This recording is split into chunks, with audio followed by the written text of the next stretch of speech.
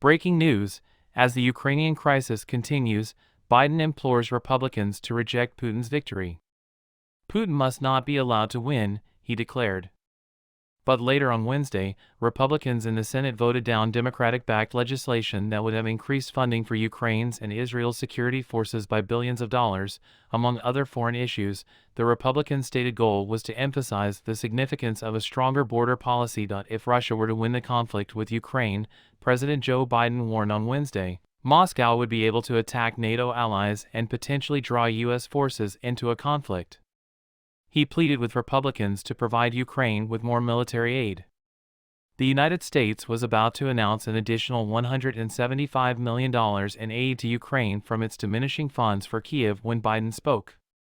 He attempted to win over Republicans by indicating a readiness to make major changes to U.S. immigration policy along the border with Mexico. Putin will not stop if he seizes Ukraine, according to Biden. Afterwards, we'll have something that we don't seek and that we don't have today: American troops fighting Russian troops, Biden warned, predicting that Putin would strike a NATO ally. He emphasized that it is imperative that Putin not be allowed to win, but later on Wednesday, Republicans in the Senate voted down Democratic-backed legislation that would have increased funding for Ukraine's and Israel's security forces by billions of dollars. Among other foreign issues, the Republicans' stated goal was to emphasize the significance of a stronger border policy. This week, the White House issued a warning about the United States' limited resources to assist Ukraine in defending itself against Russia's invasion. Concerning the strengthening of Ukraine's defense industrial base, White House National Security Advisor Jake Sullivan told Reuters over the phone that the United States would continue to maintain its long-standing stance of not pressuring Ukraine into talks with Russia that will ultimately fall on their shoulders. According to Sullivan, "We're just going to keep fighting day in and day out in an effort to obtain the funds. We're going to keep making the case that it would be a historic mistake for the United States to walk away from Ukraine at this moment, and we believe that argument will ultimately penetrate and prevail," according to him. He described Biden's readiness to engage in reasonable, responsible discussions to produce a bipartisan outcome on border policy and border sources.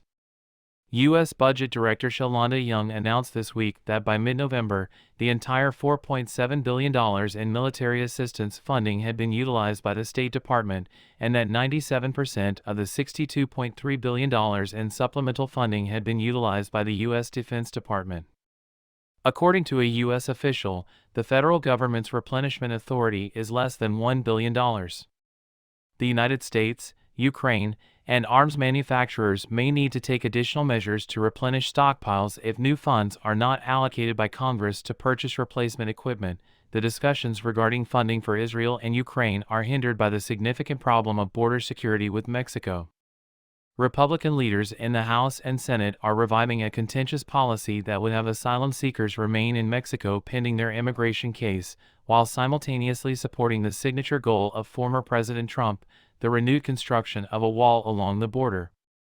They have also determined that a large number of migrants do not qualify for asylum. Regarding the border issue, Biden stated that he was prepared to make significant concessions, but he also warned that Republicans would not obtain their desired outcomes. No specifics were given by him. "We need to negotiate this," he stated. U.S. allies are ready to keep supporting Ukraine in its 22-month war to repel Russian invaders, according to Biden, who had earlier discussed Ukraine in a virtual summit with G7 leaders on Wednesday. "Extreme Republicans are playing chicken with our national security, holding Ukraine's funding hostage to an extreme partisan border policy," Biden said. "The editors of Dev Discourse did not touch this story, it was automatically generated from a syndicated feed."